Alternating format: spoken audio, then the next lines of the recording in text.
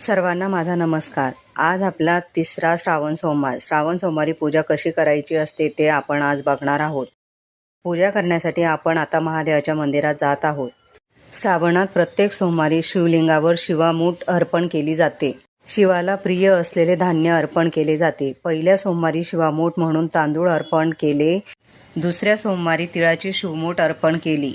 आता आज आपण तिसऱ्या श्रावण सोमवारी आपल्याला मुगाची शिवमूठ अर्पण करायची आहे।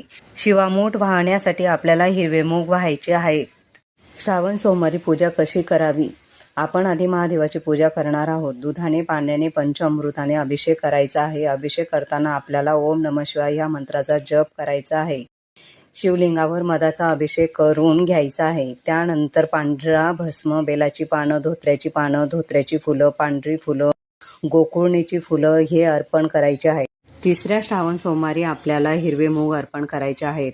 शिवलिंगावर शिवामूठ वाहताना उभी धरून अर्पण करावी। शिवमूठ अर्पण करताना शिवा शिवा महादेवा, माझी शिवामूठा ईश्वरा देवा, मनातल्या इच्छा पूर्ण कर रे देवा हा मंत्र 3 वेळा म्हणावा। अशा प्रकारे आपापल्या पद्धतीने शिवामूठ वाहून शिवाला प्रार्थना करावी।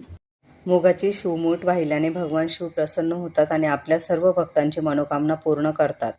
त्यानंतर तुपाचा दिवा प्रज्वलित करावा आणि आरती करावी आणि महादेवाला मनोभावे प्रार्थना करावी। श्रावण सोमवारी दिवसभर ओम नमः शिवाय, ओम नमः शिवाय ह्या मंत्राचा जप करत राहावा। श्रावण महिन्यामध्ये दर श्रावण सोमवारी बेलपत्र व्हायचेही खूप महत्त्व आहे। म्हणून सोमवारी महादेवाला 108 बेलपत्र व्हावी आणि मंत्रजप करावा। अशा प्रकारे आपली पूजा करून झाल्यानंतर महादेवाला नमस्कार करावा, देवाचा आशीर्वाद घ्यावा। देवाला आपल्या मनातील सर्व इच्छा पूर्ण होऊ दे अशी प्रार्थना करावी। अशा प्रकारे श्रावण सोमवारी शिवपूजा करावी आणि अशा प्रकारे शिवमूठ अर्पण करावी।